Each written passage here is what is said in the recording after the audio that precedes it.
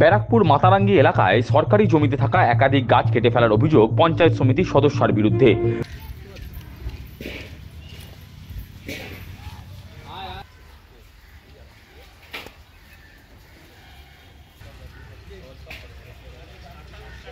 সরকারি জমিতে থাকা একাধিক বড় বড় গাছ কেটে ফেলার অভিযোগ উঠেছে পঞ্চায়েত সমিতির এক সদস্যের বিরুদ্ধে। ব্যারাকপুর 2 পঞ্চায়েত সমিতির অধীনস্থ শিউলি গ্রাম পঞ্চায়েতের মাতারাঙ্গি বিবেকানন্দ পল্লীর ঘটনা। স্থানীয়দের অভিযোগ, নজরুল উদ্যানের জঙ্গল সাফ পরিষ্কারের নাম করে পঞ্চায়েত সমিতির সদস্যা সুজাতা মণ্ডল 10 থেকে 12টি ফলন্ত গাছ কেটে ফেলেছে। এলাকার লোকজনের বাধায় গাছ কাটা বন্ধ হয়েছে। গাছ কাটার ঘটনায় জড়িতদের বিরুদ্ধে পদক্ষেপ নেওয়ার দাবি জানিয়ে বিডিওর কাছে অভিযোগ জানানো হয়েছে বলে জানালেন স্থানীয় বাসিন্দা বিদ্যুৎ চক্রবর্তী।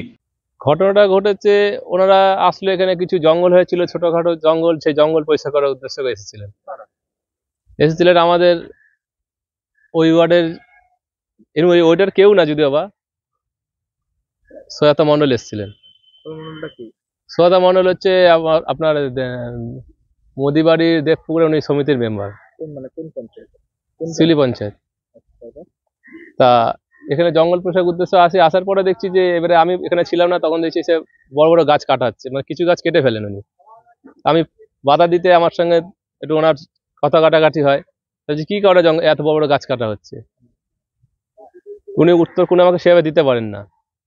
তারপরেও গিয়ে কিছু বড় বড় গাছ কাটে, তাতে আমি বাধা দিই। যে গাছগুলো আপনারা দেখতে পাচ্ছেন এখানে, কিছু গাছ কাটা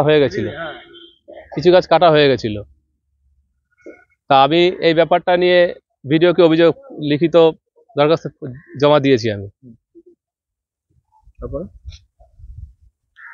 সরকারি জায়গা, এটা সরকারি জায়গা, ভিডিও সরকারি পঞ্চায়েত মেম্বার আপনার অভিযোগ, হ্যাঁ সমিতির মেম্বার, উনি সমিতির মেম্বার সহায়তা মণ্ডল। হ্যাঁ, উনি লোকজন নিয়ে এসে রীতিমতন এখানে গাছ কাটিয়েছেন। হ্যাঁ হ্যাঁ, পঞ্চায়েত প্রধানের সাথে আমার কথা হয়নি, আমি ডাইরেক্ট ভিডিওকে জানিয়েছি। এই ওয়ার্ডে যিনি সমিতির মেম্বার সহায়তা নস্কর, ওনাকে আমি জানিয়েছি। আপনাকে লিখিত আমি ভিডিওতে দরখাস্ত দিয়েছি। আর যিনি কাটতেছেন তিনি কোন সদস্য? উনি সমিতির, উনি হচ্ছেন দেবপুকুর তেলনিপাড়া ওই সাইডে, উনি এই ওয়ার্ডের সদস্য না। ভিডিওকে জানালেন, ভিডিও কি বলছে? ভিডিওকে আমি চিঠি করেছি, ভিডিও বলেছে আসবে। মোট কটা গাছ কাটা হয়েছে বলে অভিযোগ? মোটামুটি 10-12টা গাছ কাটা হয়েছে, দেখতে পাচ্ছেন সব গোড়া এখানে আছে। এগুলো কি মানে বড় সরকারি স্ট্যাম্প বানা ছিল গাছে? না, সরকারি স্ট্যাম্প না, এখানে গাছ লাগানোই হয়েছে, আমরাই লাগিয়েছি। এখানে বাচ্চা গাছের ফলের গাছ, এখানে সব ফলের গাছ, পেয়ারা গাছ আছে, আপনার জামুল গাছ আছে। তারপরে দেখছেন দাঁড়িয়ে এইসব গাছগুলো কাটছিল, আতা ফলের গাছ আছে, নারকেল গাছ আছে। আমি তো বাধা দেওয়াতে এই গাছগুলো বেঁচেছি, না এগুলোও কেটে ফেলছিলেন উনি। যদিও এ প্রসঙ্গে ব্যারাকপুর 2 পঞ্চায়েত সমিতির সদস্যা সুজাতা মণ্ডলের দাবি, কোনো বড় গাছ কাটা হয়নি। জবা ফুল গাছ, পেঁপে গাছ সহ কিছু ছোট ছোট গাছ কাটা হয়েছে। তার যুক্তি, শীতের মরশুমে নজরুল উদ্যান পিকনিকের জন্য ভাড়া দেওয়া হয়। পোকামাকড়ের উৎপাত থেকে রক্ষা পেতে পঞ্চায়েতের নির্দেশেই ছোট ছোট গাছ কেটে উদ্যানটিকে পরিষ্কার করা হয়েছে।